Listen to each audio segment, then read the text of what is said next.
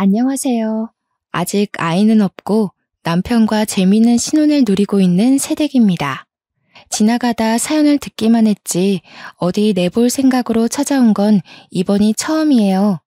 그동안 사연을 써볼 만한 이야기거리가 없어서 생각을 못 해본 거일 수도 있겠네요.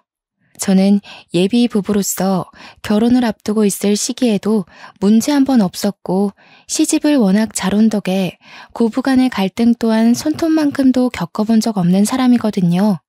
며느리로서 저희 시댁과 전혀 문제없이 지내왔다는 겁니다. 그렇다면 뭐가 제 심기를 건드려 이렇게 사연을 찾아왔냐면요. 바로 동서 문제 때문이에요. 제게는 저보다 나이 3살 많은 동서가 있습니다. 정확히 말하자면 동서가 아니라 동서가 될 뻔했던 예비 동서가 맞겠네요. 결혼해서 식구가 된 것도 아닌데 시댁도 아니고 예비 동서 때문에 안 받아도 될 스트레스를 받고 있어 사연을 쓰게 되었습니다. 저는 할 생각도 없었던 여자와의 기싸움을 예비 동서 탓에 얼마나 감정 소비를 했는지 몰라요. 지금부터 그 늙은 여우의 얘기를 들려드릴게요. 저는 남편과 꽤 장기간 연애 끝에 결혼을 하게 되었는데요.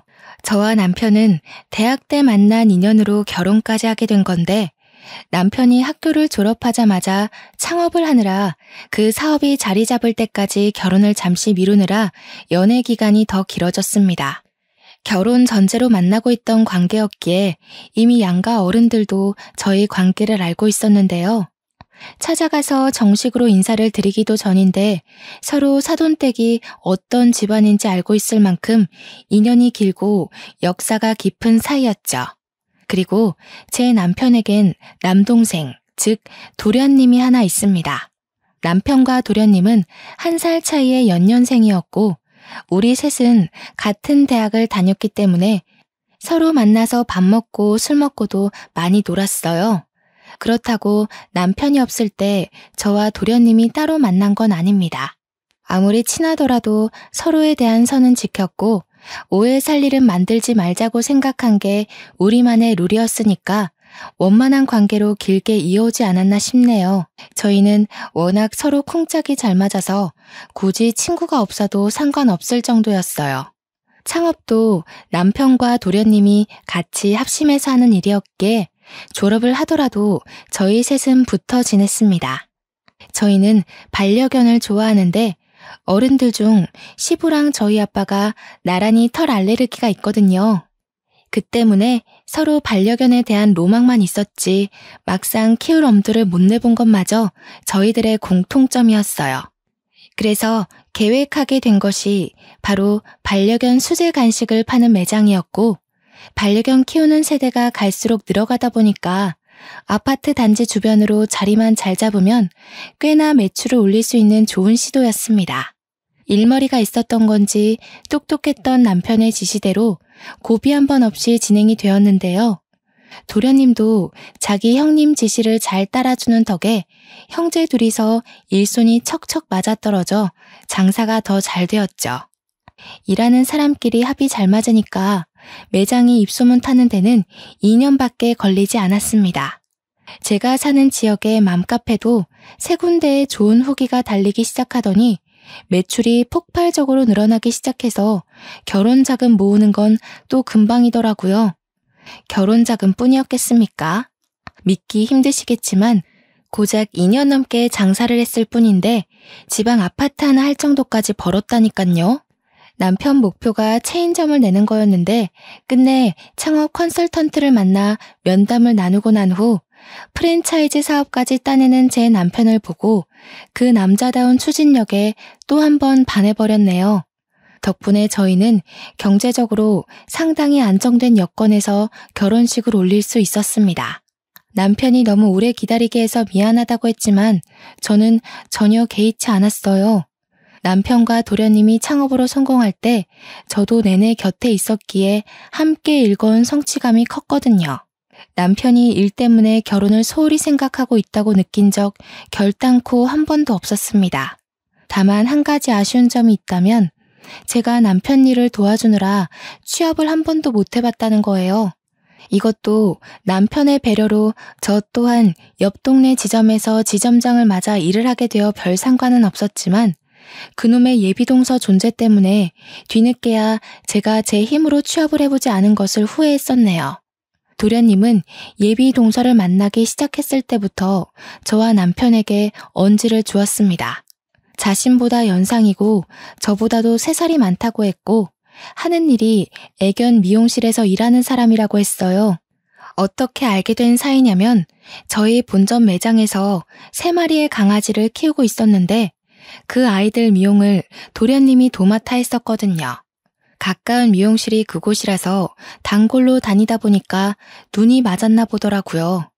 애들 미용시키랬더니 애들 핑계로 연애하고 있었냐면서 저와 남편이 도련님을 엄청 놀렸던 기억이 있는데요. 근데 진심으로 나랑 잘 맞아. 형이 결혼하고 싶은 여자 생기면 딱 느낌 온다고 했잖아. 내가 은미 누나한테서 그런 기운을 받았다니깐. 사람이 진짜 선하고 똑부러지고 생각이 깊어. 너 얼굴 보고 넘어간 거 아니지?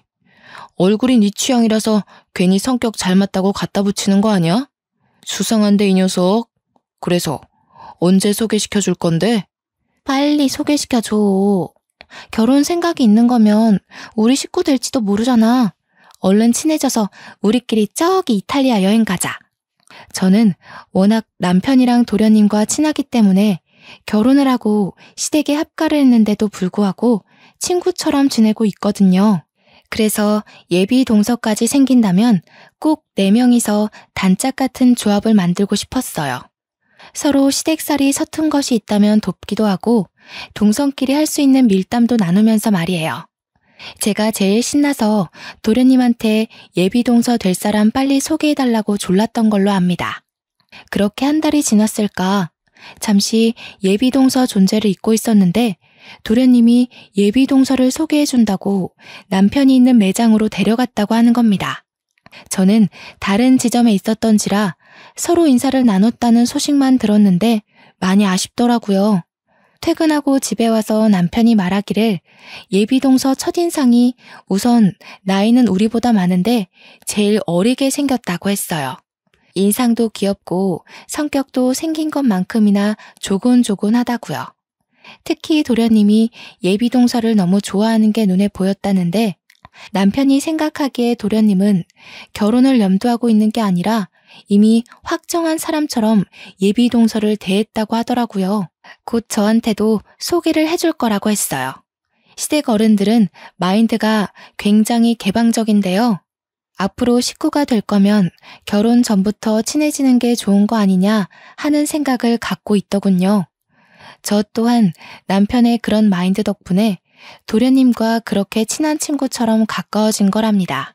당시에는 예비동서의 평이 좋아서 저도 얼른 만나고 싶은 마음이 굴뚝 같았습니다. 제가 나름 친화력이 좋기 때문에 부담스럽지 않게 다가가서 친해질 자신이 있었거든요. 예비동서와 친해지기만 한다면 형님 동서가 아닌 언니 동생 사이로 지내고 싶다고 생각하며 일찍부터 들떠 있었습니다. 얼마 후 도련님이 저한테 소개해주기 위해서 정말 빨리도 날을 잡았더라고요. 만나기로 약속했던 날이 찾아와서 저희 4명이 첫 대면을 하게 된 날이 다가왔는데요. 30대라고 하더라도 아직 젊기 때문에 첫인사를 술자리에서 하게 되었습니다. 술이 있으면 어색함을 더 빨리 풀 수 있잖아요. 제가 마지막 배달 주문 때문에 준비하느라 조금 늦게 퇴근해서 약속 자리에도 늦게 도착했거든요. 남편이 마중 나와 있길래 같이 들어갔습니다. 거기서 저는 그렇게 보고 싶고 기대했던 예비 동서를 만나게 되었죠. 우리 식구가 될지도 모를 반가운 예비 동서를요. 남편과 도련님이 말했던 대로 예비 동서는 진짜 어리게 생겼더군요. 저희가 다 30 중반을 향해 가는 청년들이었는데 예비 동서는 혼자 40을 바라보고 있는 입장이었음에도 저희 중에 가장 20대처럼 보였습니다. 남편이 도련님께 외모 보고 취향 맞다고 생각한 거 아니냐고 했을 정도로 예비 동서는 도련님이 딱 좋아하는 귀여운 타입이었어요. 우와, 되게 어리게 생기셨어요. 나이 몰랐으면 진짜 20대로 봤을 것 같아요. 집안 식구분들이 다 동안이신 거예요? 어떻게 관리하셨어요? 나도 처음에 보고 좀 놀랐잖아. 너 오기 전에 장난삼아 민증도 확인했다니까. 오히려 자기가 더 언니 같고 무서운데? 저와 남편 그리고 도련님은 예비동서의 외모를 칭찬했습니다. 저희 셋이 농담 주고받는 걸 너무 잘해서 남편이 제 외모를 가지고 예비동서와 비교하는 거 정도는 아무런 타격이 아니었어요. 진심이 아니라는 거 알고 있고 또 저는 그 소리가 마냥 웃기기만 하더라고요. 아마 남편과 저 사이에 신뢰가 두터워서 그런지도 모르겠습니다. 예비 동서는 낯을 많이 가리는지 첫 만남에 어색해하며 대화 잘 못 꼈는데요. 저희가 질문을 해도 배시시 웃기만 하고 대답을 잘 못하더라고요. 제가 나름 남편과 도련님을 제치고 예비 동서한테 분위기를 맞추며 대화를 많이 시도했는데도 예비 동서는 저를 좀 불편해하는 기색이었습니다. 남편이랑 도련님 질문에는 호응을 하는 것 같은데 제 질문에는 얼버무리며 대답을 하는 것 같기도 했어요. 내가 형님 되는 입장이라 불편해서 그러는 건가? 아니면 내가 동생같이 안 생겨서 그런가? 싶으면서 갈수록 별 생각이 다 들더라고요. 물론 저와 예비동서의 어색함만 아니면 자리 자체의 분위기는 좋았습니다. 저와 남편, 도련님이 친하다고 해서 우리끼리만 아는 대화를 한 게 아니기 때문에 예비동서도 남편이랑 도련님과 어울리는 대화에서는 거리낌이 없었어요. 저는 계속 술자리에서 예비동서를 1순위로 챙기며 뭔지 모를 마음의 벽 같은 걸 깨부수려고 했네요. 그런데 말이죠. 제가 바로 이날 아주 어처구니 없는 일을 당했다는 거 아니겠습니까? 예비동서와 친해지려고 기대했던 그 자리가 반대로 예비동서와의 관계를 초박살 내는 자리가 될 줄은 전혀 몰랐는데요. 남편과 도련님이 담배를 피러 간 그때 제가 참 당혹스러운 경험을 했습니다. 나이가 34살이라고 그러던데 반말해도 되지? 나 진영이랑 결혼까지 생각 중이야. 셋이 워낙 친하다니까 들었겠네. 알다시피 내가 너보다 3살은 많잖아. 그런데 형님이라고 하는 건 좀 그렇지 않겠어? 그러니까 어른들 앞에선 형님 동서하더라도 이런 데서는 그냥 언니라고 해줘. 저 또한 호칭에 대해서 딱히 따질 생각은 없었는데 예비동서 쪽에서 먼저 저렇게 말해버리니까 묘하게 기분 나쁘더라고요. 설명할 수 없는 반감이 들었다고 해야 하나? 또 예비동서는 저한테 그걸 말하기까지 기다렸던 사람처럼 남자들 전부 나가니까 표정이 싹 바뀌는데 순간 잘못 본 줄 알았습니다.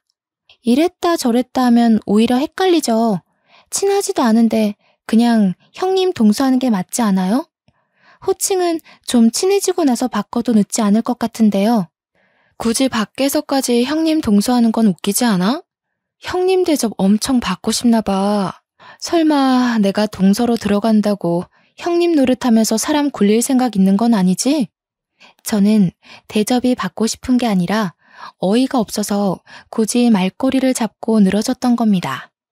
저 또한 예비동서와 친해지면 일찍부터 호칭을 편하게 바꾸려고 마음먹고 있었거든요.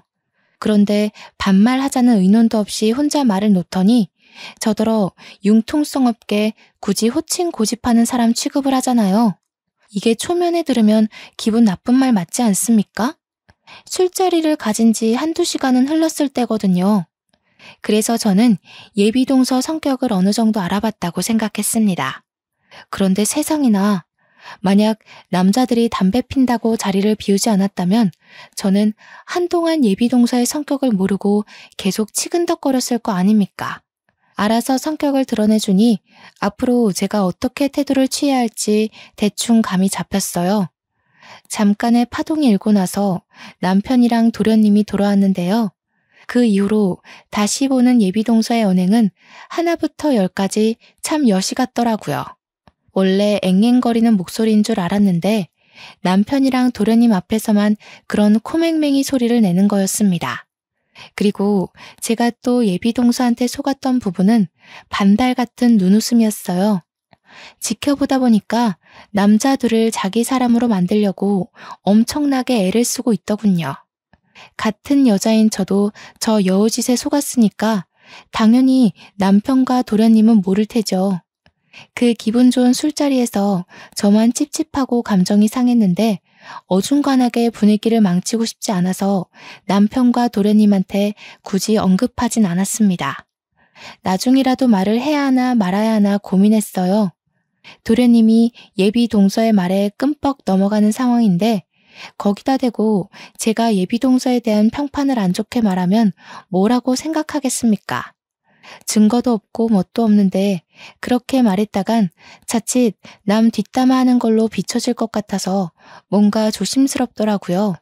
그래서 도련님한테 직접적으로 말하진 못하고 남편한테만이라도 은근슬쩍 언지를 줘볼까 했습니다. 그 다음날 아침 먹고 방에 들어와 출근 준비를 하면서 물어보았죠. 진영이 여자친구 말이야. 당신 눈에는 어때 보여? 지난번에 첫인상이 선하고 똑부러질 것 같이 생겼었다고 했잖아. 계속 그래 보여? 일단은 그래 보이네. 근데 좀 가식이 있는 것 같기도 하고. 어쩔 수 없잖아. 결혼까지 생각하고 있는 사이인데 은미 누나 입장에서 나랑 당신이 얼마나 불편했겠어. 제 남편이 사람 보는 눈이 꽤 좋거든요. 그런 남편이 말하길 첫인상 때와 비슷하긴 한데 바보같이 착한 타입은 아닌 것 같다고 하더라고요. 어떤 사람인지는 아직 더 봐야 알 것 같다며 아직까진 괜찮다고 했습니다. 남편 입장에선 예비동서란 사람이 아직 괜찮을 수 있어요. 그게 당연합니다. 당연히 남편은 예비동서의 실체를 모르니까 나쁘지 않다는 정도로 생각할 수밖에 없죠. 그보다 눈치 빠른 남편이 제가 예비동서를 탐탁치 않아 한다는 걸 바로 알아챘지 뭡니까? 무슨 일이 있었냐고 물어보기까지 하더군요. 어제 같이 있다가 중간에 진영이랑 당신이랑 담배 피러 나갔었잖아. 그때 그 사람이 나한테 뭐라고 한 줄 알아? 나더러 어른들 앞에서만 형님 동서하고 밖에서 만나거나 둘이 있을 때는 그냥 언니 동생 하자고 하더라. 당신이 원했던 거 아니야? 그새 친해졌어?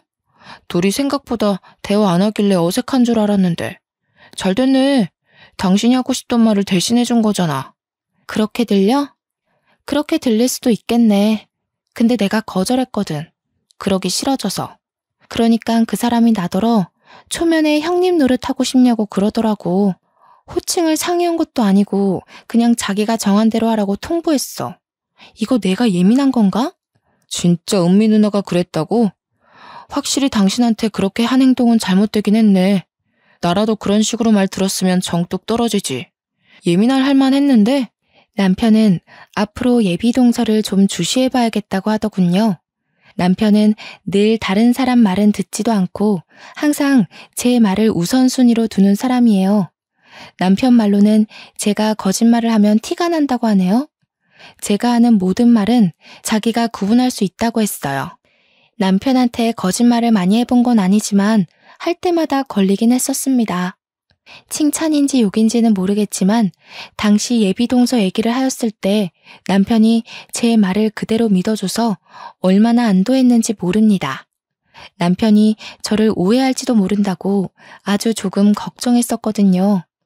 달갑지도 않던 예비동서와의 만남 이후 더는 보고 싶지 않았는데 예비동서가 저와 안면을 튼 순간부터 제 매장에 자주 오더라고요. 왜 하필 집이 우리 매장 근처인 건지 정말 똥 밟았다 생각했습니다. 와서 인사만 해도 기분이 고가울 것 같은데 예비동서 같은 성격의 사람이 어디 그냥 들리기만 하겠습니까? 앞뒤 다른 사람들은 사람 골려주는 걸 정말 좋아해서 어떻게 해서든 긁어 부스럼을 만들어 괴롭힐 궁리를 한다네요. 저희 친정엄마가 경험담으로 얘기해준 인생 조언입니다. 들을 때는 웃겨 넘긴 말이었지만 아니나 다를까 엄마 말대로 예비동서가 긁어부스럼을 만들어 자꾸 제게 얼굴을 비추는 거 아니겠어요? 내가 강아지를 키우는데 매번 간식 살 비용이 만만치 않아.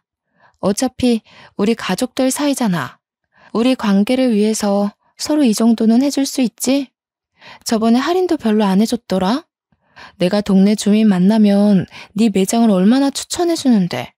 인심 좀 크겠어. 그런 의미로 오늘은 이 간식 5개만 가져갈게.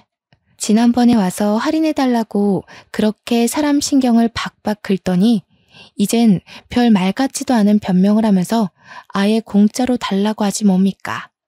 심지어 제가 동의를 하지도 않았는데 허락 없이 무작정 간식을 가방에 넣더라고요.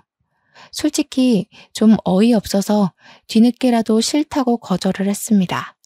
돈을 내셔야죠. 가족이 된 것도 아니고 가족이라면 식구 잘 되게 매출을 올려줘야 하는 게 맞지 않나요? 추천 같은 거 안 해줘도 저희 가게 장사 잘 되니까 괜히 헛고생하지 마세요. 채영아, 내가 지난번에 우리 아빠 뭐 하는 사람인지 말해주지 않았어? 우리 아빠 박물관 관장이야. 내가 돈이 아쉬워서 이러는 것 같아?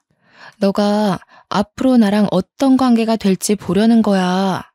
그러니까 그쪽이 대체 뭐라고 저를 이렇게 시험하는지 모르겠는데 일단 그 반말 좀 안 했으면 좋겠거든요. 지난번에 술자리에서 그쪽이 제안한 호칭에 저는 동의 안 한 걸로 아는데요. 나도 네가 동서라는 이유로 너한테 반말해버리면 기분 나쁠 거 아니니 은미야. 제가 대놓고 반격해오자 키도 조망만한 게 눈에 바짝 힘을 주며 째려보는데 별로 무섭지 않았습니다. 귀찮고 지쳐서 그냥 가라고 손을 휙휙 내저었더니 꼴에 나이 많은 언니라고 저한테 무시당하는 게 싫었나 봐요. 보란듯이 걸려있는 간식 뭉탱이를 왕창 챙겨서 가방에 넣는 거 아니겠습니까? 내가 네 본색 진철 씨한테 말 안 하는 걸 다행으로 여겨. 진철 씨가 너 그렇게 못된 애라는 거 알고 있니? 모르니까 결혼했겠지? 예, 그거랑 주인 허락 없이 물건 훔치는 거랑 무슨 관련 있어요? 가방에 있는 거 당장 꺼내세요. 엄연히 저희는 남입니다. 사장과 손님 관계라고요. 웃기고 자빠졌어. 진철 씨가 너 되게 좋은 사람인 줄 알더라? 네가 나한테 저지른 물에 밝히면 이혼 소송 당할 텐데 괜찮겠어? 소송? 어이가 없는 협박이라 순간 웃음이 터졌습니다. 그러나 제 웃음에 또 열받은 건지 예비동서가 갑자기 휴대폰을 꺼내더니 제 얼굴 앞에 어떤 화면을 들이밀더군요. 진영이랑 진철 씨 벌써 내 말에 끔뻑 넘어가는데 어떡하니? 이거 보이지? 너 말고 우리 셋만 있는 채팅방도 있어. 가소로운 장난으로 여기고 무시하려 했는데 예비동서가 보여준 화면엔 정말 저 빼고 만들어진 채팅방이 있었습니다. 그도 잠시 예비동서가 금세 거두어가는 바람에 셋이서 무슨 대화를 나누는지는 보지 못했어요. 순간적으로 남편을 향한 굳건한 신뢰에 금이 살짝 갔는데요. 당황한 제 모습을 보곤 예비동서가 기고만장한 표정으로 간식 몇 개를 더 챙기더라고요. 저는 처음으로 남편과 도련님을 향한 신의가 흔들리는 바람에 그렇게 나가버린 예비동서를 붙잡을 생각조차 하지 못했습니다. 퇴근하고 남편을 기다리면서 예비동서가 보여줬던 채팅방만 내내 떠올리고 있었습니다. 제가 이걸 남편한테 물었을 때 남편이 당혹감을 드러내면 엄청 크게 실망할 것 같은데 그게 좀 두려운 겁니다. 저희가 시댁에서 합가를 하고 있다고 했잖아요. 시댁 집이 크기도 했고 또 시부모 인정이 좋아서 제가 굳이 분가를 생각해보지 않았기 때문인데요. 식사 준비도 시모가 엄마처럼 다 해주시거든요. 제가 도우려고 해도 자기의 유일한 취미가 살림이라며 손도 못 대게 하세요. 저는 그게 시모가 며느리를 위해 보여주는 배려라는 걸 알고 있습니다. 남편도 도련님도 시부모님도 제게 다 좋은 사람이고 늘 가족만큼이나 믿고 의지하는 사람인데 예비 동서의 모함 때문에 이 모든 것이 거세게 흔들렸어요. 이래서 이간질이 참 무서운 겁니다. 고작 그런 사람의 도발 따위 무시하면 그만이라 생각했지만 막상 제게 닥치니 혼란스럽기 그지없었네요. 남편이 퇴근하고 돌아왔을 때 저는 기다렸다는 듯이 예비 동서한테 들었던 말을 바로 물었습니다. 자기, 나 빼고 도련님이랑 도련님 여자친구랑 채팅방 만들었어? 오늘 도련님 여자친구 만났는데 그 사람이 셋이 만든 채팅방 자랑하던데? 자랑? 자랑할 게 뭐 있다고. 얼마 전에 채팅방 만들긴 했지. 둘이 결혼할 거잖아. 은미 누나가 우리 집에 줄 선물 같은 거 택배로 붙여줄 일 있을 거라고 해서 채팅방에서 알려주겠다길래 누나가 먼저 만들던데. 그것 말고는 별다른 대화를 나눈 적은 없다고 그랬습니다. 남편한테 부탁해서 그 채팅방을 직접 확인해 봤는데요. 보니까 셋 다 서로 필요한 말만 하고 사적인 이야기는 전혀 없더라고요. 다시 생각해도 정말 김 빠지는 상황이었네요. 완전 예비동서한테 노란한 기분이었죠. 남편을 향한 믿음이 한층 올라간 반면 예비동서의 교묘한 말장난에 속았다는 생각만 들었습니다. 그쯤에서 저는 예비동서를 절대 도련님과 결혼시키면 안 되겠다고 생각했을 겁니다. 그 뒤로 일주일에 한 번씩 꼭 예비동서한테서 시댁으로 택배가 왔는데요. 한우며 오리며 복분자 술이며 아주 선물 공세가 장난이 아닌 거 있죠? 어머나, 이게 다 뭐라니?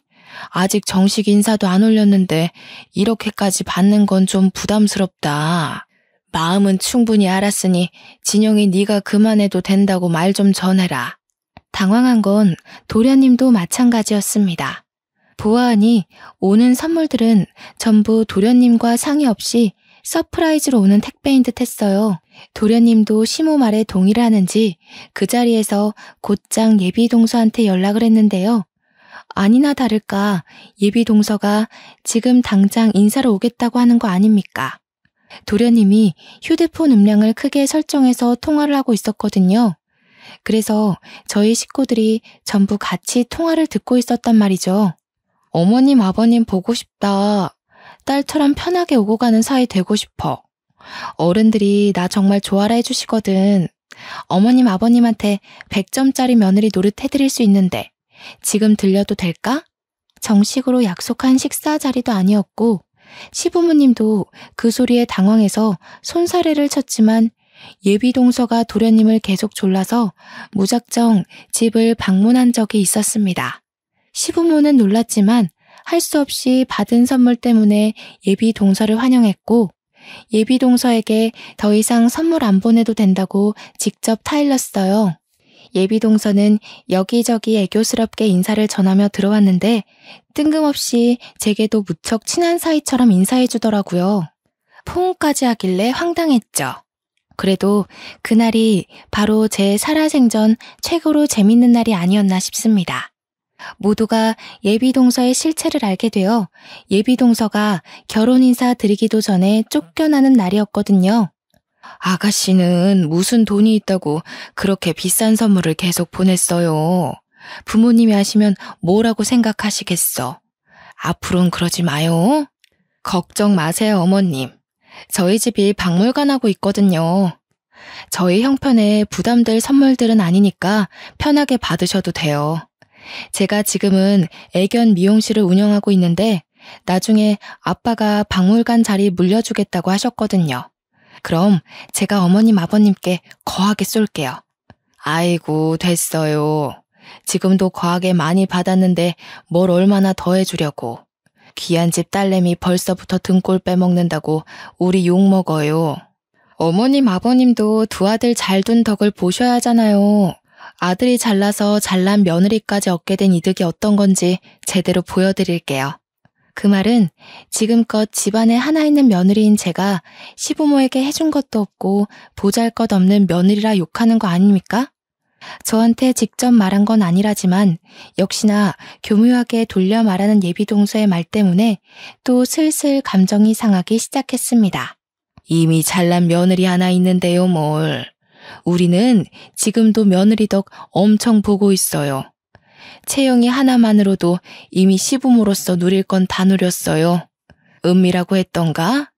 우리 둘째랑 결혼하면 뭐 해주려 하지 말고 그냥 우리 아들이랑 잘 살아주기만 하면 돼요. 어머님, 그건 며느리한테 대접 안 받아보셔서 하는 소리죠. 요즘 며느리의 효도는 옛날처럼 현모양처인 여자가 아니에요. 능력 좋아서 용돈 두둑히 챙겨주는 사람이지. 시부모님은 아직 며느리도 되지 않은 예비동서의 말을 계속 부담스러워하는 듯 했으나 결국엔 귀여운 애교로 봐주셨습니다. 저녁상 자리를 정리하고 다들 과일 먹는 시간에 저와 남편은 잠시 방에 들어왔는데요. 너무 화딱지 나는 마음에 제가 남편에게 한풀이를 좀 했습니다. 진짜 저 사람 왜 저래? 자기는 못 느꼈어? 자꾸 나 건드려보는 것 같지 않아? 난 진영이랑 저 여자 결혼하는 거 절대 반대야. 저 여자 가면 진영이랑 대화 좀 해보려고. 그래도 괜찮지? 내가 촉이 좀 좋은 편이잖아. 사실 나도 당신이랑 똑같이 느꼈어. 진영이 앞이라서 말은 안 했는데 은미 누나가 은근 내 와이프 무시하네. 한두 마디도 아니고 계속 그러니까 나도 슬슬 짜증나. 남편과 저는 유독 사람 보는 눈썰미가 비슷했거든요. 역시 예비동서에 대한 생각이 완벽히 통해버렸지 뭡니까. 괜히 장기간 커플이 아니구나 싶어서 그 순간 잠시 분했던 마음이 풀렸습니다. 마음을 가다듬고 방에서 나갔더니 예비동서는 계속해서 시부모 곁에서 알랑방구를 끼고 있더군요. 제가 모습을 드러내니까 시모가 시계를 보더니 저한테 약 챙겨 먹을 시간이라고 알려주셨어요. 저는 예비동서 때문에 정신없어서 잠시 깜빡했던 약을 챙기기 위해 주방으로 갔습니다.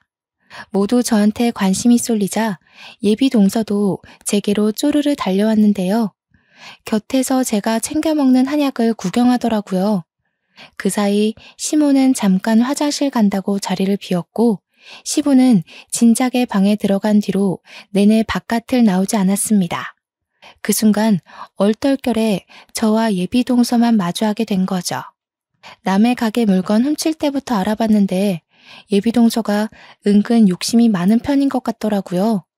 한약을 만지작거리는 예비동서를 보니까 문득 골탕 먹이고 싶은 생각이 번뜩 떠오른 겁니다. 워낙 공짜 좋아하고 남의 것에 탐이 많은 사람이니 분명 제가 미끼를 던지면 걸릴 거라 예측이 되더군요. 무슨 약이 이렇게 많대? 이거 다 네가 먹는 약이야? 어디 몸이 안 좋나 봐. 괜히 몸 안 좋은 척하면서 집안일 안 하려는 핑계는 아니지?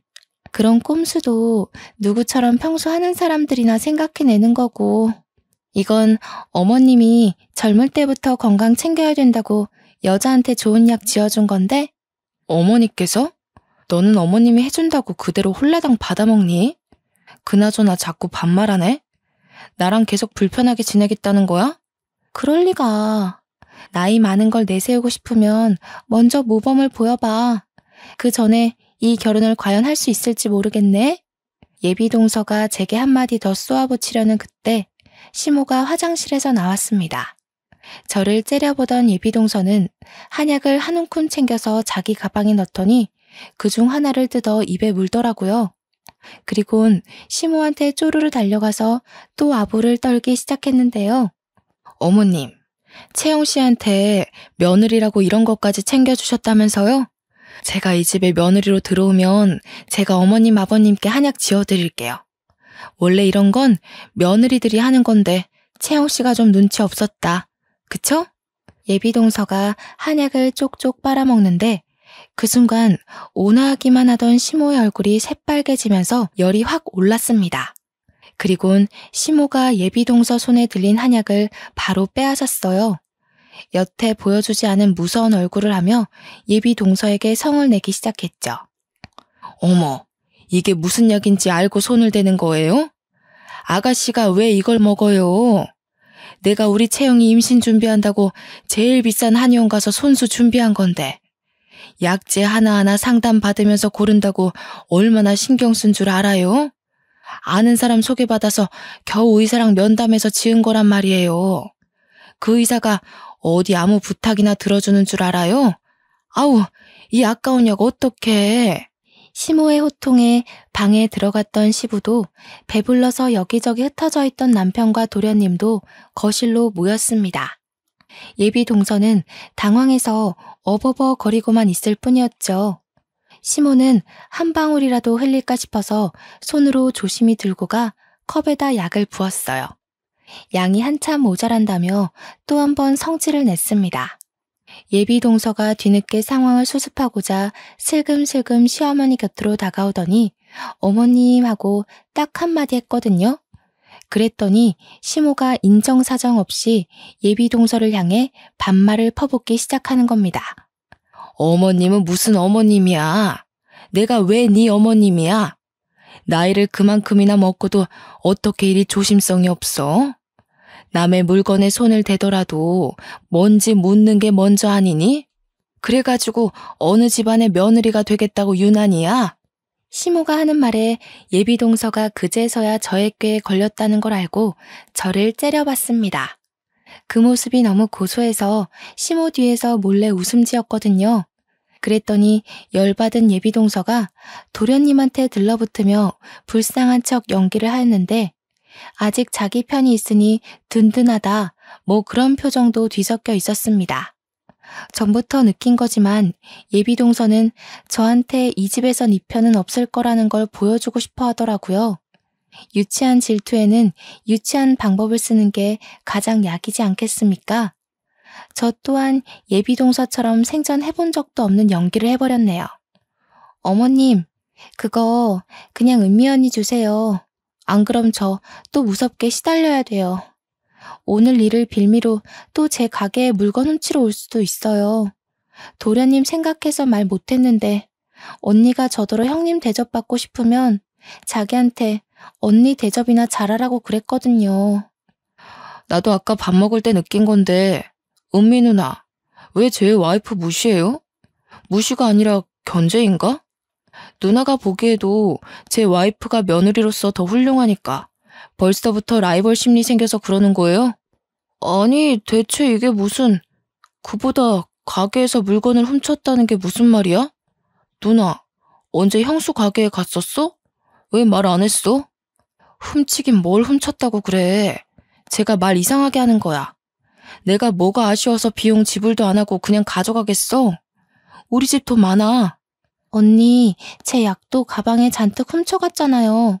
뭐 결혼하게 되면 저보다 더 노산일 테니까 같이 먹는 건 상관없는데 그래도 어머님께 말씀은 드리고 가져가시지. 저도 제가 이런 연기를 할 수 있는 사람인지 몰랐습니다. 누굴 따끔하게 혼내주려다 보니까 저절로 제 마음속에 억울한 내면이 튀어나와 발악한 것 같네요. 시모가 끔찍이도 아끼는 한약을 하나 먹은 걸로도 모자라 한 움큼 훔쳐갔다고 하니 시모 눈이 완전 돌아버리더라고요. 시모는 당장 예비 동서한테 달려가 예비 동서가 메고 있는 가방을 벗겼습니다. 그랬더니 예비 동서가 훔쳐간 한약들이 바닥으로 후두두 쏟아져 버렸죠. 이 여자가 도둑 맞구만. 이게 하나당 얼마나 하는 줄 알아? 네가 우리 집에 무단으로 보낸 택배보다 비싼 거야. 남편은 시모와 함께 한약들을 주워 얼른 냉장고로 옮겼습니다. 그 사이에서 도련님은 예비 동서의 성질머리와 도둑질을 했다는 사실에 놀라있기만 했는데요. 제가 남편한테도 예비 동서가 물건을 훔쳤다는 말까지는 안 했었거든요. 그런데 본의 아니게 통째로 밝혀버린 셈이었죠. 증거물로 매장 내 CCTV를 보여준다면 제가 연기한 모든 말의 신빙성이 높아질 겁니다. 참, 남편은 제가 하는 연기를 알아봤을지도 모르겠네요. 그리고 또 제가 어떤 의도로 그런 거짓말을 했는지도 알았을 거고요. 어머님, 쟤 지금 거짓말하는 거라니까요. 아까 어머님 뒤에서 웃고 있었어요. 다들 저 여자 본색이 어떤 줄 알고 저한테 이러시는 거예요? 저 정말 억울해요. 다 시끄럽다. 그리고 아가씨, 지금까지 개 있는 데서 있다가 그 옷을 그대로 입고 온 거요? 아까부터 신경이 쓰인다 했더니 아무래도 아가씨 온 뒤로부터 내 피부가 근질근질 가려운 게 딱 개털 때문이 틀림없고만 그래. 한참 난장판인 상황에 얌전히 지켜보던 시부가 한마디 했는데 시부는 식사 자리도 빨리 뜨고서 과일은 먹지도 않고 방에만 있었거든요. 보아하니 예비동서가 입고 있는 옷 때문이더라고요.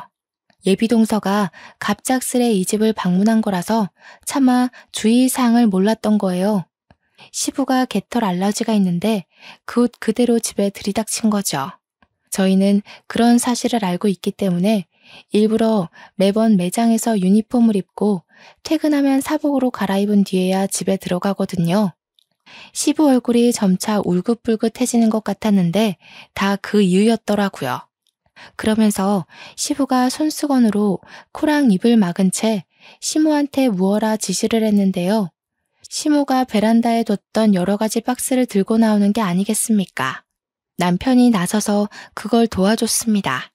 그건 다름 아닌 그동안 예비동서가 시댁에 보냈던 수많은 선물들이었어요. 우리 이거 손도 안 댔으니까 도로 가져가요. 아가씨는 대체 우리 집을 뭘로 본 거요? 나는 이걸 성이라고 생각했어요.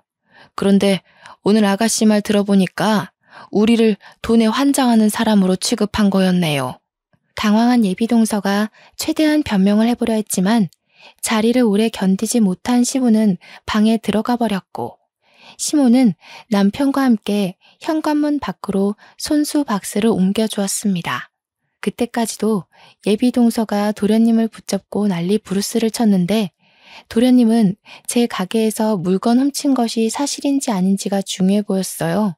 저한테 매장 CCTV를 보여달라고 요구하길래 휴대폰으로 정확한 시간까지 알려주면서 보여줬고 도련님은 곧 결혼할 정혼자의 도둑질이 하루 이틀이 아니었다는 걸 확인해 버렸습니다. 그 자리에서 도련님은 예비 동서에게 이별을 고하고 밖으로 내쫓아 버렸죠. 남자가 밀어내는데 조망만한 예비 동서가 이길리 만무하잖아요. 참 볼품없이 쫓겨났죠. 저는 베란다로 달려가 예비 동서가 짐을 질질 끌고 가면서 나가는 걸 내려다봤는데요. 꼴이 엄청 우습더라고요. 저는 대놓고 키들거리면서 저 멀리 경비 아저씨한테 소리를 쳤습니다. 아저씨, 저희 502호예요. 저기 저 여자 얼굴 제대로 확인했다가 다시는 이 아파트 얼씬 못하게 해주세요. 남의 집에 물건 훔치러 다니는 손버릇 나쁜 도둑놈이거든요. 제가 평소 워낙 인사성이 밝아서 경비 아저씨랑 잘 알고 지냈거든요. 아저씨가 저를 바로 알아보고 예비 동서를 당장 조치 들어갔습니다. 경비한테 재촉당하며 쫓겨나는 예비 동서를 보는데 그렇게 꼬실 수가 없더라고요. 예비 동서가 아파트를 빠져나가는 순간 그동안 받은 스트레스도 같이 싹 씻겨 나갔지 뭡니까. 나중에 도련님이 저를 찾아와서 그동안 시달렸었냐고 몰라서 미안했다고 사과를 했는데요. 이건 예비동서 탓이지 도련님 탓이 아니지 않습니까? 저는 지나가는 쥐 한 마리 때문에 저희 의리에 타격이 가길 원치 않았습니다. 예비동서의 존재가 뭐 대단한 거라고 그 때문에 우리 셋의 사이가 망가졌다고 생각하지 않기도 했고요. 여기서 중요한 건 누굴 탓하는 것보다는 예비동서를 우리 식구로 받아들이기 전에 쫓아냈다는 것이 포인트예요. 그것에만 의의를 두면서 저와 남편은 도련님의 죄책감을 덜어주었습니다. 예비동서한테 딱 하나 고마운 게 있다면 시댁 식구랑 식사 시간에 담속거리를 만들어줬다는 건데요. 솔직히 누굴 뒷담화하는 마음이 맞을 때 친밀도가 엄청 상승하지 않습니까? 예비동서 욕을 할 때마다 저희 식구들 마음이 다 같이 단합이 된다는 거예요. 한때 예비동서와 인연을 맺었던 도련님까지도 예비동서한테 흠뻑 빠졌던 자신에게 고개를 내줬더라고요. 그 일이 벌써 4개월 전이 되었지 뭡니까? 이미 한참 지난 일이라서 그런가 제가 당시 왜 그렇게 스트레스를 받았는지 모르겠습니다. 그렇지만 그런 사람을 또 만나게 된다면 나쁜 의도임을 알면서도 똑같이 스트레스를 받고 있지 않을까 생각해요. 원래 좋은 것보다 나쁜 것이 더 크게 보이고 강하게 와닿잖아요. 이렇게 나이 들어가면서 경험치가 쌓이다 보면 나쁜 것에 잡아먹히지 않는 내공이 생길 수 있지 않을까요? 점차 단단해지는 제 자신을 깨닫게 된다면 상상만 해도 기특하고 자랑스러울 것 같네요. 조금은 가벼운 스토리로 들렸을 수도 있을 것 같습니다. 그래도 제 사연이 청취자분들께 고소함과 즐거움을 드렸기를 조그맣게 바라봅니다. 다들 오늘보다 더 단단한 내일의 내가 되도록 파이팅하면서 지냈으면 좋겠습니다. 지금까지 제 사연 들어주셔서 고맙습니다.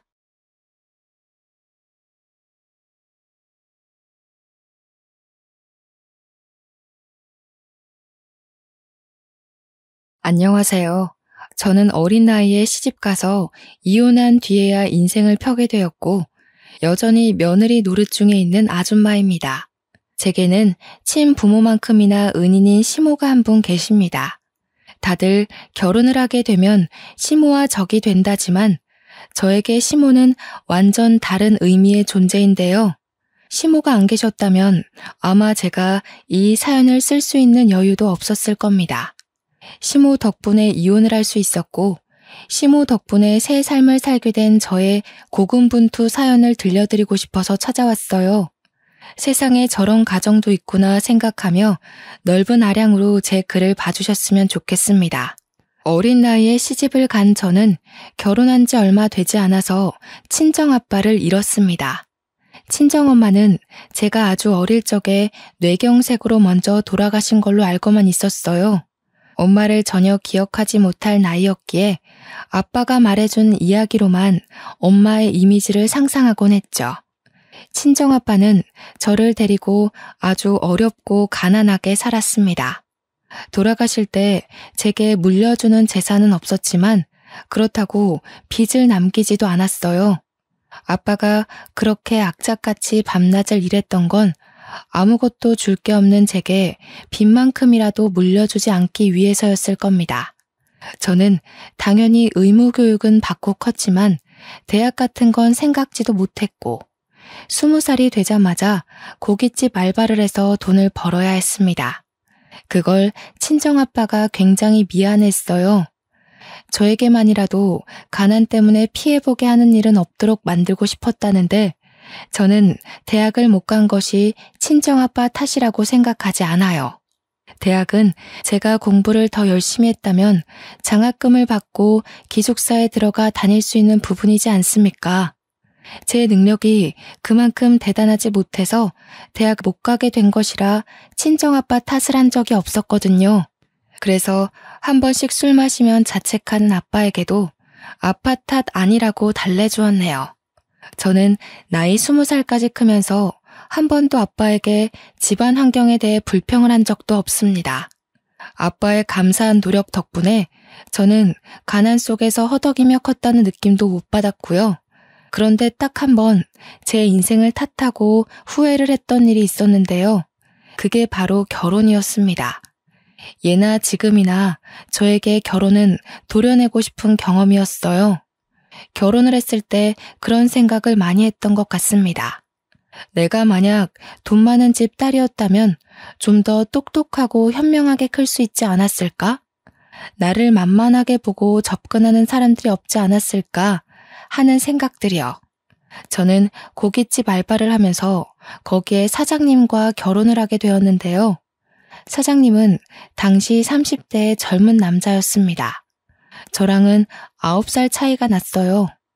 당시 사장은 알바생들 중 저와 유독 친하게 지냈거든요. 그 이유가 제가 다른 알바생처럼 짧게 일하다 그만두는 알바생이 아닌 실하고 길게 일해주는 알바생이었기 때문이었죠.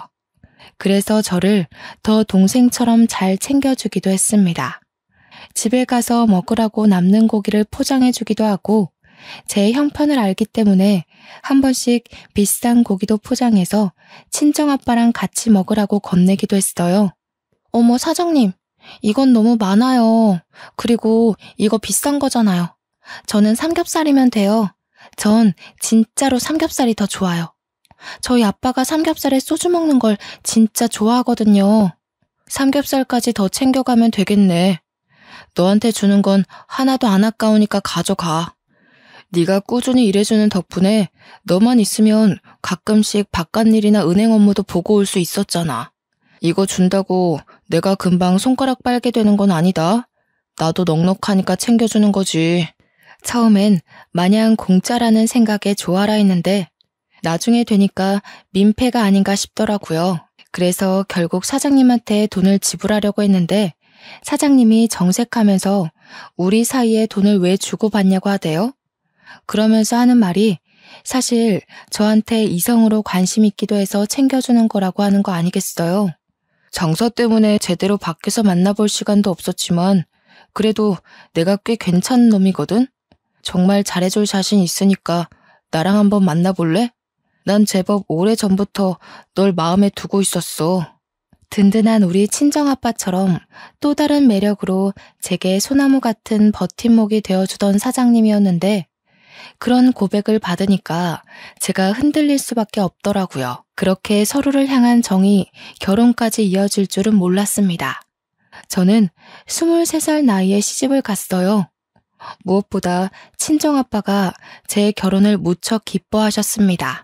결혼식이 끝나고 신혼여행을 떠나기 전 제 남편 손을 꼭 잡고서 해주신 말이 있었어요.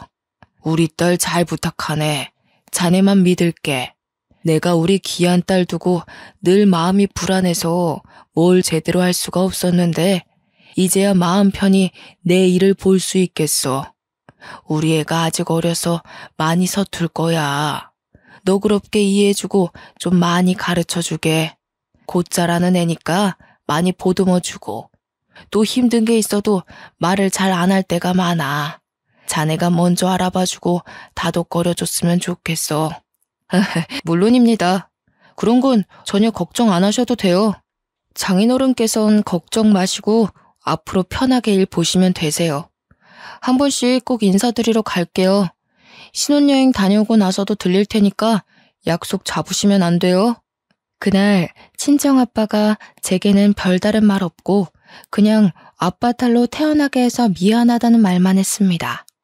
무슨 그런 말을 하냐고 타박을 했더니 아빠가 그냥 웃기만 하면서 안아주더라고요. 정말 사랑하는 아빠지만 그래도 포옹을 해본 건 그날이 처음이었어요. 그리고 그게 아빠와 마주한 마지막 시간이었다는 걸 상상도 하지 못했죠. 저희는 가게를 매니저한테 맡기고 한 달 동안 신혼여행을 즐겼습니다. 남편이 아시아 일주를 해보고 싶다고 해서 한 달을 바쁘고 알차게 보냈어요. 솔직히 제 인생에서 가장 화려한 날들이긴 했습니다. 그리고 신혼여행을 마치고 한국으로 귀국을 한 날 저는 공항에 마중 나온 친척들에게 친정아빠가 돌아가셨다는 얘기를 듣게 되었어요. 친정아빠는 제 결혼식 일주일 전에 췌장암 말기 판정을 받았다고 했습니다. 친척분들이 다들 저한테 알리고 늦게라도 치료를 시작하자고 했으나 친정아빠가 가망 없는데 돈 쓰고 싶지 않다고 또 제게 짐이 되기 싫다고 하면서 끝내 저한테 알리기를 거부하셨다고 해요. 그 소리를 듣고 친척들과 함께 정신 놓고 달려간 곳은 병원이 아닌 빈소였습니다. 벌써 이틀째 진행된 친정아빠의 장례는 저에게 큰 충격을 안겨주었습니다. 이럴 거라서 신혼여행 떠나기 전 그렇게 마지막 인사처럼 남편을 붙잡고 얘기했던 걸까요? 친정아빠 혼자서 저에게 마지막 인사를 나누고 멋대로 마음을 정리해버렸던 거겠죠.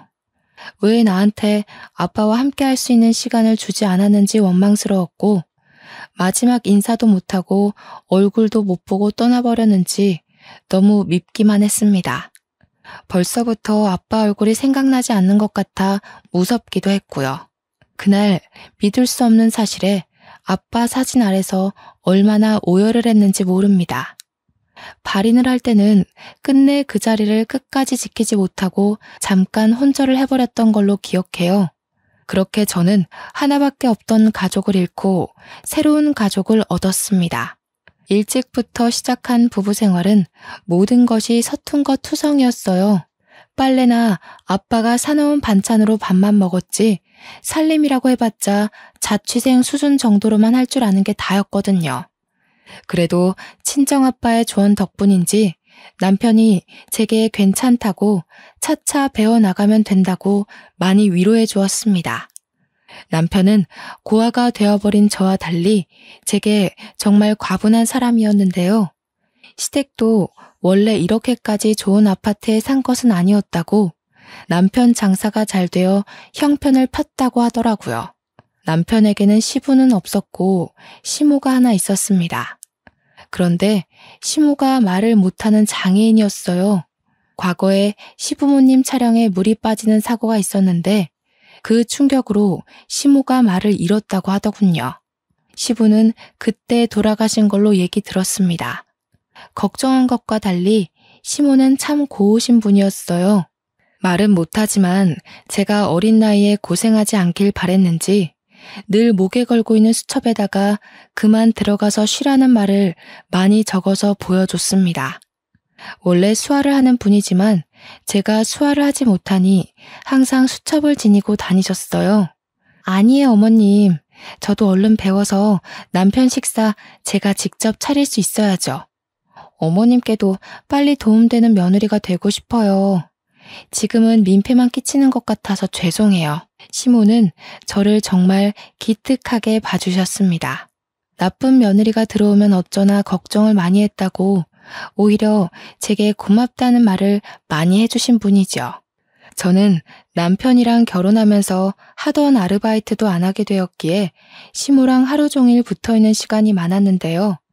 시모가 저를 딸처럼 잘 챙겨주니 저도 시모를 엄마처럼 많이 의지하게 되더라고요.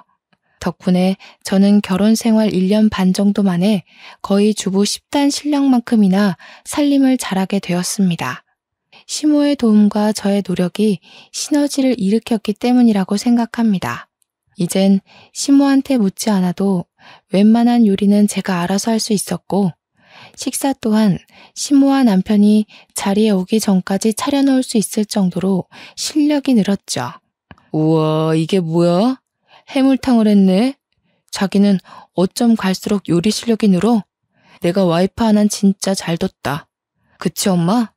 남편이 아침마다 든든해서 일할 맛이 난다며 제 칭찬을 했는데 옆에서 시모 또한 고개를 끄덕이며 웃음을 보이더라고요. 집에서 아무것도 안 하는 며느리로서 마땅히 해야 할 일인데 과한 칭찬을 받으니까 쑥스러웠습니다.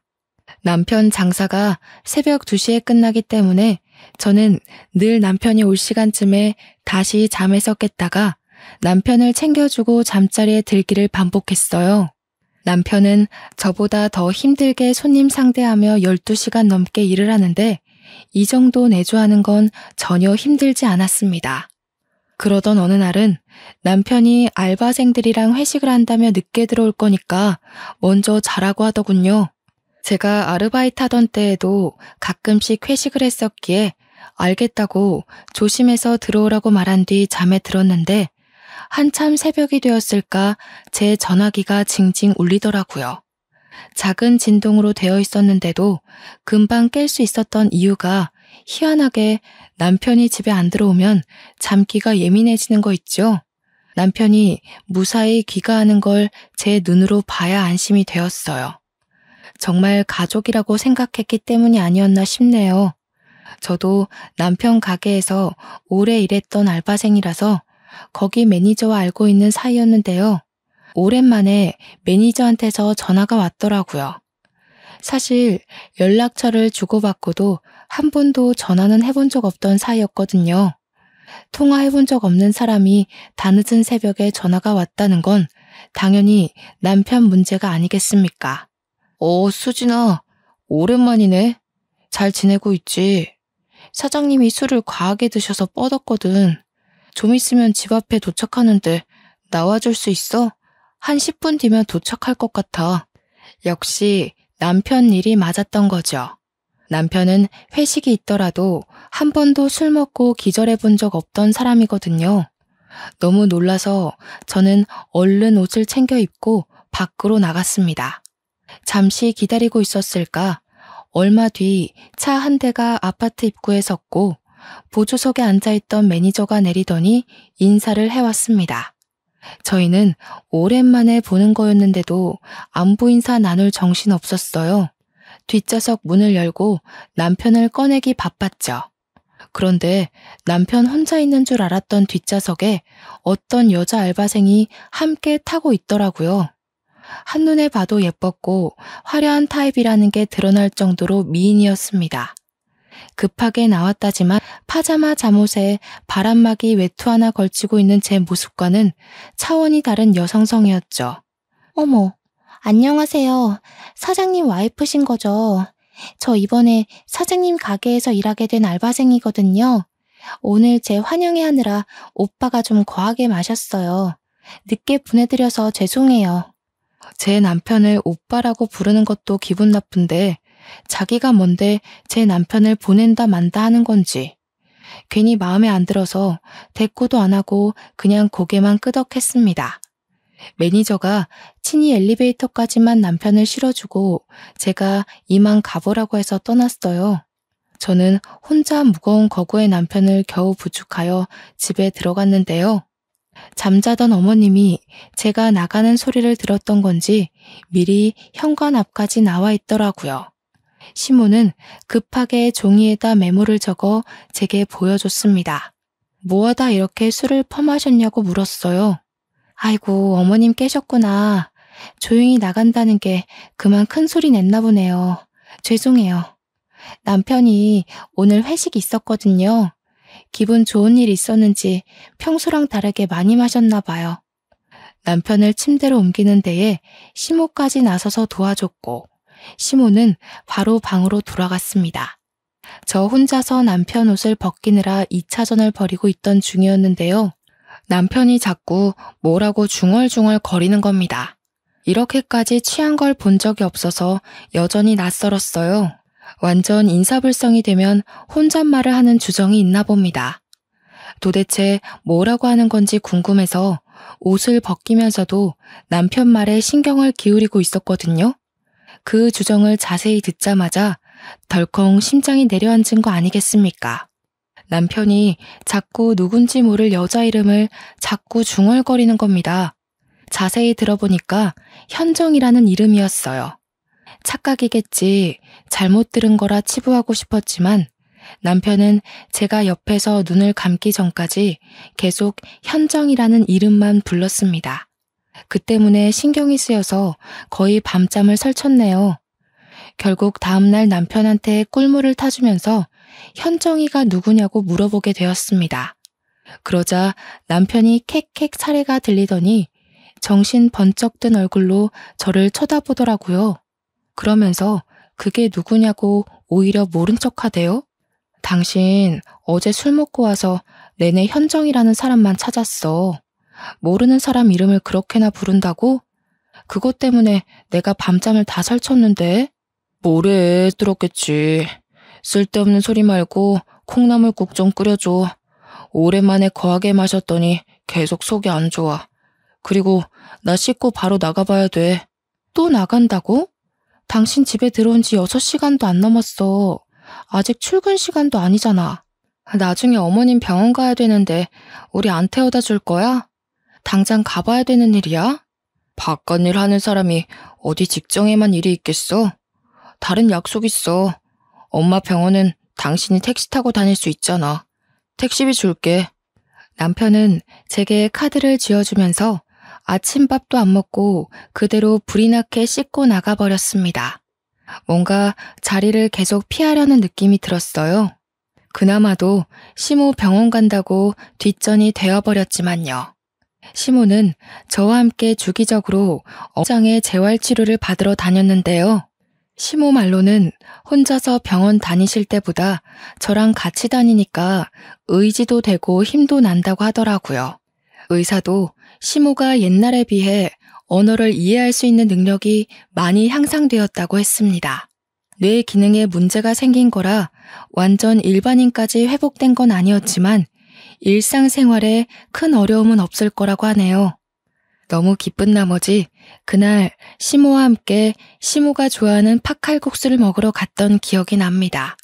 시모가 자기는 면을 잘 안 먹는다고 저한테 덜어주면서 전부 저 덕분에 몸이 많이 좋아진 거라고 또 고맙다고 하는 거 있죠? 어머님, 자꾸 그렇게 고맙다 하시면 저 버릇 들어요. 저한테 꾸짖을 거 있으면 과감하게 말씀해 주세요. 전 어머님 마음 불편하게 만들고 싶지 않거든요. 식사를 마치고 시모가 이끄는 대로 따라갔는데 그곳은 시장 한가운데 있는 웬 도자기 집이었습니다. 그릇이 필요한가 해서 들어가 봤더니 그게 아니라 저한테 도자기 반지를 하나 선물해 주더라고요.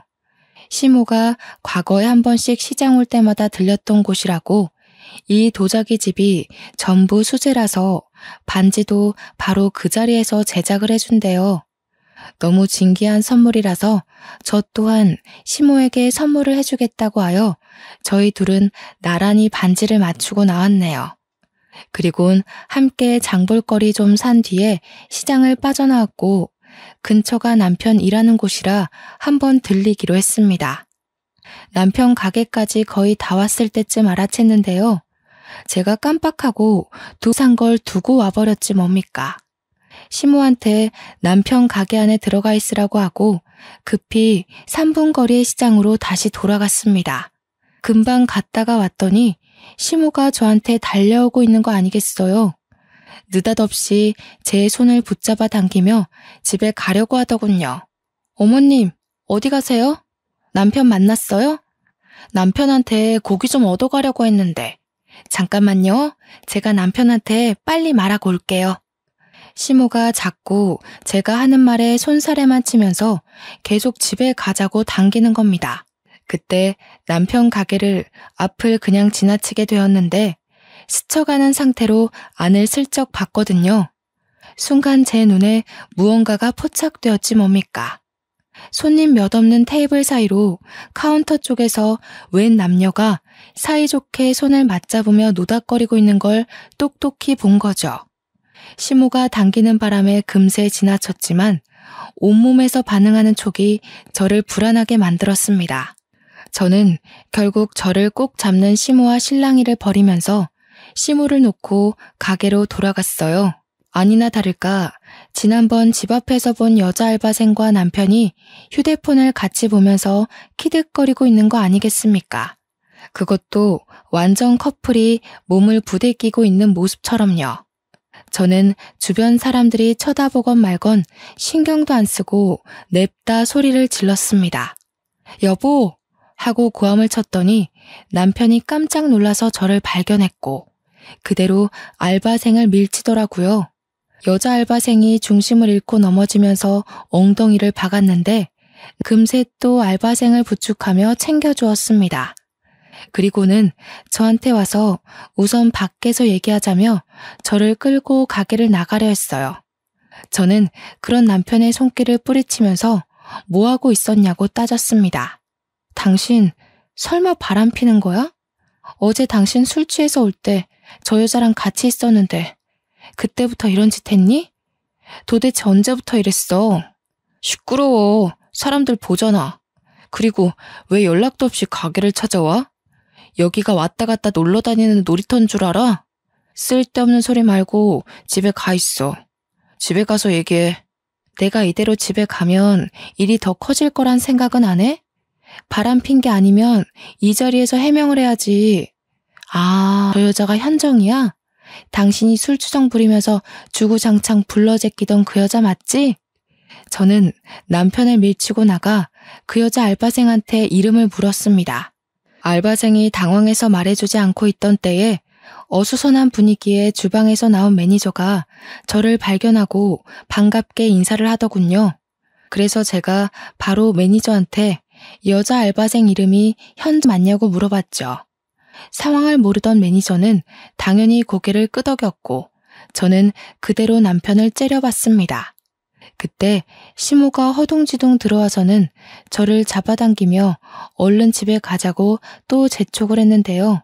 남편이 이번엔 시모한테로 화살을 돌리는 거 아니겠어요? 엄마, 내가 병원 갈 때 이쪽으로 지나다니지 말랬잖아. 미리 말해줬는데 그새 까먹었어? 하여튼 머리가 망가지니까 답답한 짓만 계속하네. 나만 속 터지지 나만. 남편이 언성을 높이자 시모가 남편한테 미안하다고 두 손을 싹싹 빌었습니다. 그러면서 시모가 다시 저를 끄집어 당겼어요. 그런데 곰곰이 생각해보니까 남편 말이 좀 이상하더라고요. 이쪽으로 지나다니지 말랬다고요? 그런 경고를 시모한테 미리 얘기를 했다는 건 이미부터 이런 수상쩍은 짓을 하고 다녔다는 거 아닌가요? 제가 그걸 눈치채고 다시 남편한테 따지고 물었더니 당황한 남편이 영업방해로 신고하기 전에 나가라고 협박을 하기 시작하더군요. 그러면서 저와 시모를 힘으로 몰아냈고 계단이 있는 것도 고려 안 한 채 무작정 밀어붙이는 탓에 시모가 발라당 바닥을 굴렀습니다. 지나가던 사람들이 놀라서 시모를 살폈고 가게 안의 사람들도 그제서야 일어나서 남편을 동영상 찍기 시작했어요. 화가 잔뜩 난 저는 시모를 살펴주다가 들고 있던 두부로 냅다 남편 머리통을 후려쳤고 그걸로 모자라서 봉지에서 두부를 꺼내 남편한테 패대기를 쳐버렸어요. 뭘 잘했다고 네 엄마를 그렇게 사정없이 밀어버려. 유부남이 대낮에 사람들 보는 앞에서 바람피는 게 잘한 짓이야? 네가 그러고도 어머님 아들이라 말할 자격이 있어? 아이씨, 내 돈으로 먹고 자고 싸고 치료까지 받으면서 그럼 그건 누가 효도하는 건데? 이렇게까지 해줬으면 나머지는 당신이 며느리로서 해야 되는 거 아니야? 그러게, 내가 좋게 말할 때 집에 돌아갔으면 이 꼴은 안 당했을 거 아니야? 남편의 호통은 사람들의 주의를 모으기 충분했고 남편은 제 분에 못 이겨 우리를 내버려 두고서 가게의 깊숙한 곳으로 들어가 버렸습니다. 하는 수 없이 저는 시모를 챙겨 집으로 돌아왔는데 시모가 저한테 계속 미안하다고 계속 메모를 적어주더군요. 알고 보니 시모는 남편이 바람피고 있는 걸 진작에 알고 있었더라고요. 아들이란 이유만으로 또 며느리인 내가 상처받길 원치 않아서 모든 걸 모른 채 입 다물고 있었다고 자백했습니다. 어머님, 저 너무 화나요. 솔직히 어머님한테도 배신감 느끼고요. 차라리 다 말해주시지. 그럼 제가 어머님한테만큼은 이렇게까지 배신감 느끼지 않았을 거예요. 전 어머님 너무 좋아했는데 역시 핏줄 앞에선 진심도 아무 소용이 없네요. 저 혼자 어머님을 엄마로 생각했나 봐요. 하긴 아들보다 며느리가 좋은 시어머니가 어딨겠어요. 어머님, 저 때문에 부담스러우셨겠어요. 이젠 저한테 신경 끄셔도 돼요. 저도 그럴 테니깐. 그날 저는 결혼하고서 난생 처음 시모에게 상처 주는 말을 서슴지 않고 해버렸습니다. 시모가 저를 붙들고 미안하다고 사과를 했지만 용서를 받아주지 않고 외면을 했어요. 그렇다고 가진 돈이 없는 제가 바로 집을 나갈 수 있는 건 아니었습니다. 생계 때문에 당당하게 이혼하자는 소리도 꺼내지 못하고 이대로 남편과 냉전 상태만 유지했죠. 그러다 돈 없는 제가 끝내 이혼 결심을 한 계기가 생겼는데요. 바로 친정아빠의 첫 기일날이었어요. 남편과 사이가 안 좋더라도 장인어른 기일은 남편한테 알려줘야 할 것 같아서 막 일하러 출근한 남편한테 전화를 했거든요. 그런데 웬 여자가 받는 거 아니겠습니까? 바로 그 문제 알바생 상간녀였어요. 네, 사장님 커피 사러 갔는데 뭐라고 전해드릴까요? 근데 사모님, 그 전에 제가 궁금한 게 있는데요. 오빠가 사모님한테 마음 뜬 거 알면서 왜 계속 붙어 있어요? 혹시 돈 보고 자존심 없이 참고 살고 있는 거예요? 뭐라고요? 그쪽이야말로 가게에서 개망신 당해놓고 왜 아직 내 남편이랑 만나요? 생각 똑바로 바뀐 사람이면 그 가게에서 일 그만둬야 되는 거 아닌가요? 어머, 설마 저랑 오빠가 그날 소동 때문에 사이가 틀어진 줄 알았어요? 순수하기도 하셔라. 사모님이 생각하시는 것보다 저랑 오빠 꽤 돈독한 관계예요. 특히 오빠가 저한테 푹 빠져있네요. 내 남편 돈 보고 붙어있는 건 내가 아니라 그쪽이겠죠. 얼마나 돈에 미쳐있으면 유부남을 꼬셔서 남의 가정을 파탄내요? 어린애라서 그런가? 사모님이 모르셔도 너무 모르신다. 세상에 돈이면 미치는 사람들 많아요. 돈이란 건 남녀 불문, 나이 불문, 국적 불문하고 굉장한 가치잖아요? 참, 그거 알아요? 사모님 한 번씩 혼자 장 보러 갈 때 이미 어머님한테는 여러 번 인사를 드렸어요. 상간녀 발언에 흔들리고 싶지 않았는데 결국 저는 마지막 말을 듣고서 심장이 내려앉아 버렸습니다. 그대로 전화를 끊은 저는 당장 시모방을 찾아가서 물었습니다. 그러니 시모가 죄인처럼 고개를 숙이면서 맞다고 수긍하더라고요. 제게는 그것이 정말 청청병력 같은 소식이었고 결국 저는 그 자리에서 이혼을 결심해버렸죠. 여기서 더 실망하게 된다면 저 어머님한테 해코지하고 싶을지도 몰라요. 어머님 변명 더는 안 듣고 싶으니까 메모 적지 마세요. 제가 이 집을 나가는 게 맞았어요. 가진 게 없어서 남편이랑 상간녀 소송할 돈이 없다는 게 진짜 너무 서럽네요. 그렇게 저는 남편에게 이혼을 요구했고 집을 나설 때 합의 이혼서에 도장을 찍었습니다. 제출은 시간 많은 제가 하기로 했고 남편은 저를 전혀 붙잡지 않았어요.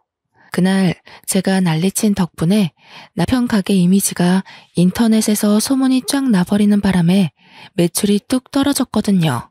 그래서 남편은 제 꼴을 진작에 보고 싶지 않아 했습니다. 이혼을 하게 되면 저는 남편보다 더한 가난을 얻게 되겠지만 몇 없는 짐과 재산 분할로 제게 떨어질 돈만 있는 걸로 만족하기로 하고 집을 나가게 되었어요. 제가 집을 나가는 당일 시모가 저를 방으로 불렀는데요. 솔직히 시모가 미워도 그동안 엄마라고 생각하고 믿고 의지했기에 시모를 두고 가는 것이 마냥 편치만은 않았습니다. 아니나 다를까 시모도 마찬가지였나 봅니다. 제게 밤새 쓴 것 같은 긴 내용의 편지를 건네더라고요. 그러면서 웬 검은 봉지 하나까지 챙겨주셨는데 그건 받지 않으려 했지만 시모가 무작정 제 가방에 쑤셔 넣었습니다. 시모를 향한 저의 진심은 절대 가짜가 아니었고 그렇기 때문에 받은 상처는 더없이 깊어서 시모가 챙겨주는 물건들이 달갑지 않더군요. 꺼내보지도 않고 그냥 집을 나와버렸습니다. 시모가 베란다에서 저를 내다보는 게 느껴졌지만 끝내 인사도 안 하고 돌아보지도 않았어요. 다시는 볼 수 없는 가족일 테고 좋게 작별하는 것도 아닌데 뭐하러 인사를 하겠습니까? 그렇게 제가 가장 먼저 찾은 곳은 결혼하기 전 친정아빠와 살던 곳이었습니다. 진작에 집을 팔긴 했지만 빈민촌이라서 아직 계약한 사람이 없더라고요. 거의 공가 수준으로 방치되어 있었어요.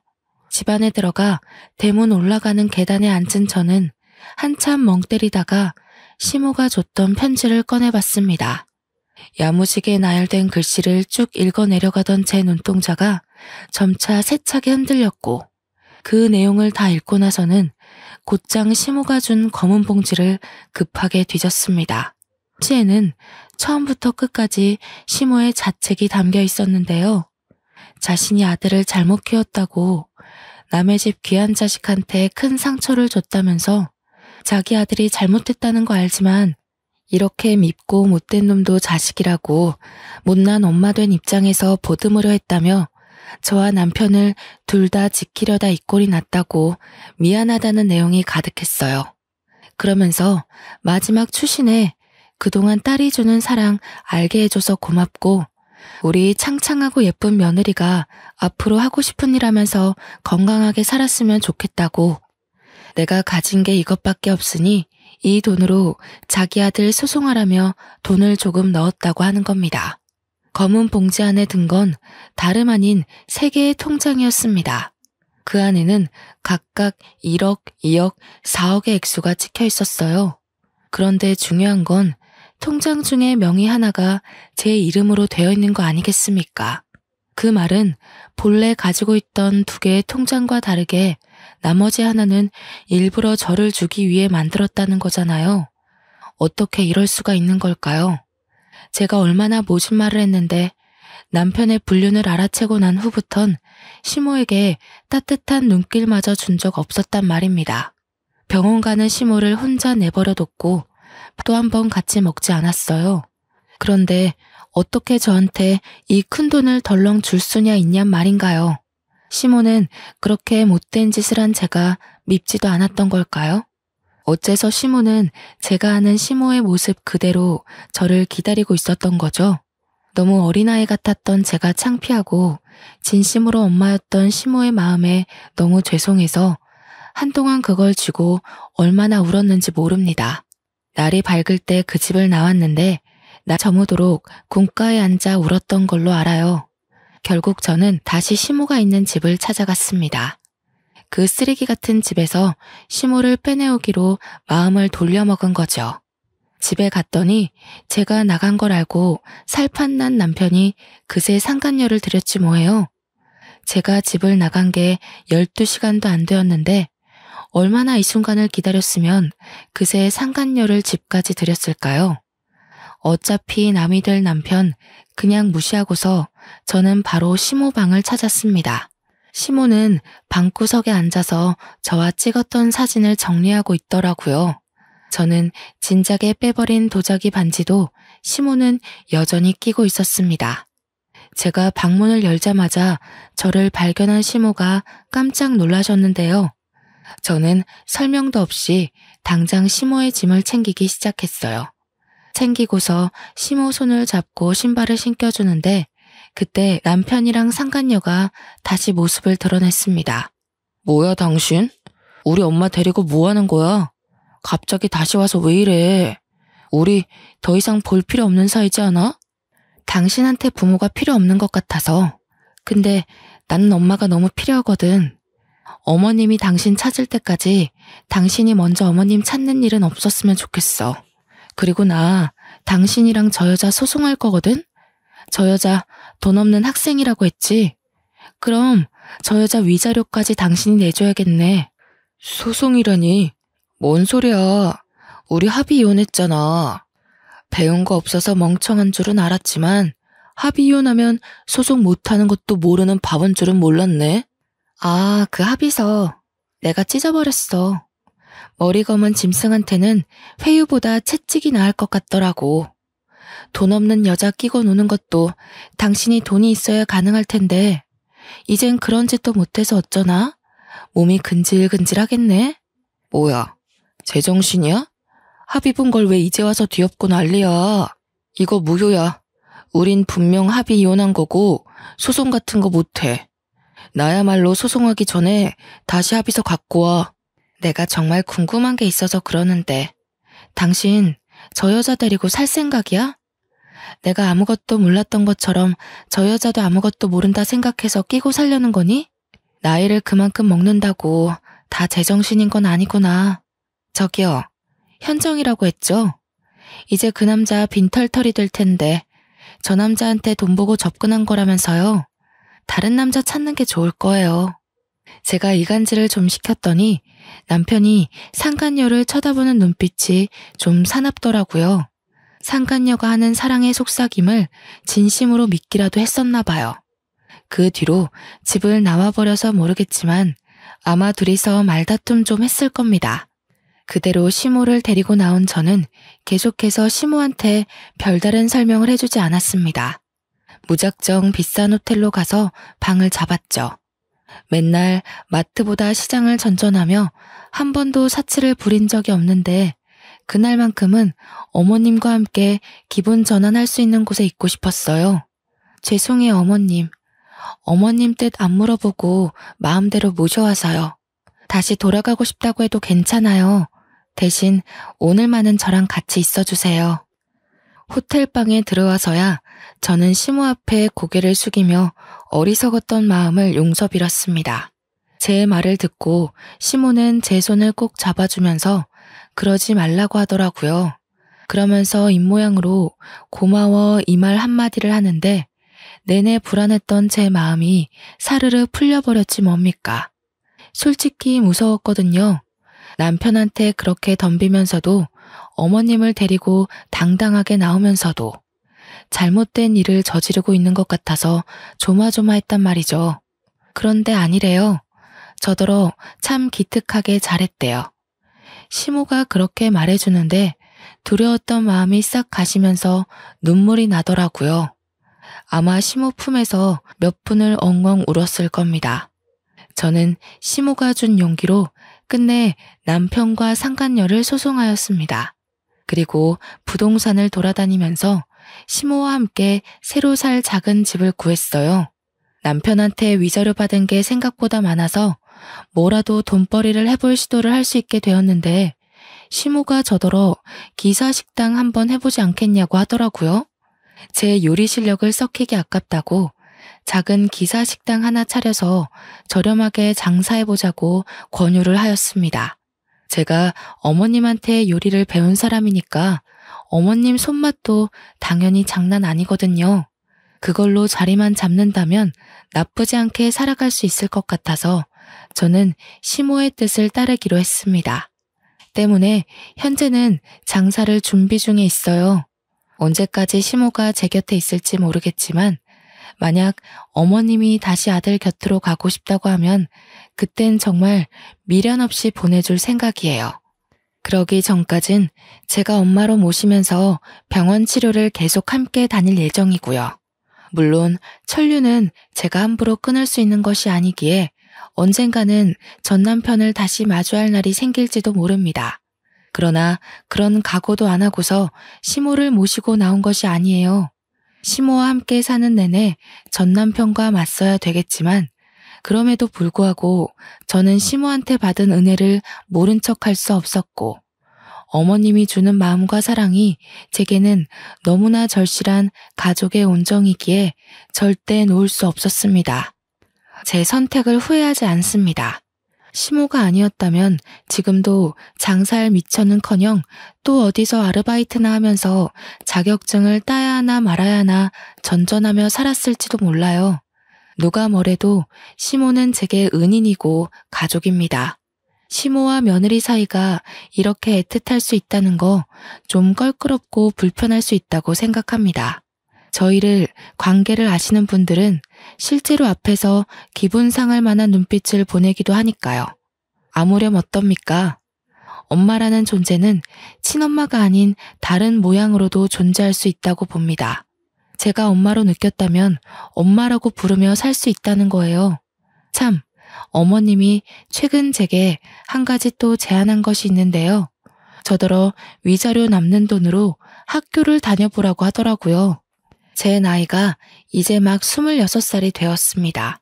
고등학교 졸업한 지도 6년이 지났고 책 안 읽은 지도 너무 오래됐는데 갑자기 공부를 하는 게 어떠냐고 해서 좀 당황했어요. 어머님은 제가 아직 어려서 앞으로 세상 풍파를 겪을 날이 더 많아질 거고 나쁜 목적을 가진 사람으로부터 스스로를 지킬 수 있는 사람이 되려면 공부를 해야 된다고 하더군요. 그러면서 자기가 언제까지 목숨이 붙어 있을지 모르니 제가 홀로서기를 할 수 있는 능력을 길렀으면 좋겠다고 했습니다. 그 소리를 처음 들었을 땐 무슨 그런 말을 하냐고 시모를 나무랐는데 생각해보니 시모의 말이 틀린 것 없더라고요. 그래서 최근에는 수능 문제집을 샀습니다. 대학 입학까지 얼마나 기간이 걸릴지는 모르겠으나 장사를 같이 하면서 틈틈이 공부를 해볼 계획입니다. 검색을 하다가 우연찮게 알게 된 건데 수화 언어학과가 있더라고요. 그걸 본 날부터 제게는 수화 통역사라는 꿈이 생겼어요. 학교 다닐 때도 목표 같은 것 없던 제가 난생 처음 되고 싶은 직업이 생겼다는 겁니다. 이 모든 마음가짐도 다 지금의 어머님 덕분이었죠. 열심히 공부해서 훌륭한 수화 통역사가 되어서 시어머니한테 제대로 효도하고 시모와 더 깊은 감정을 공유할 수 있는 사이가 될 거예요. 성인이 되자마자 결혼이라는 짧고 굵은 고비를 넘겼는데 왜 그랬을까 너무 후회가 되면서도 한편으로는 시모를 만날 수 있게 된 기회가 된 것이라 행운을 얻었다고 생각합니다. 뭐든 하나를 얻으면 하나를 잃을 수밖에 없다는 걸 뼈저리게 깨우친 것 같아요. 제 사연을 듣고 계신 모든 청취자분들께서도 혹시 잃은 것이 있다면 그걸로 너무 좌절하지 말았으면 좋겠습니다. 금방 기쁘게 일어설 수 있는 기회가 생길 거라고 믿어도 되니깐요. 제 사연은 이쯤에서 끝마치도록 하겠습니다. 이렇게 마무리하는 게 맞는지 모르겠어요. 처음 써보는 것이라 부족한 부분이 많았을 거라 생각이 드네요. 뭐든 역시 처음은 서툴 수밖에 없나 봅니다. 그럼에도 불구하고 시간 내서 얘기를 들어주신 모든 분들께 감사 인사를 전합니다.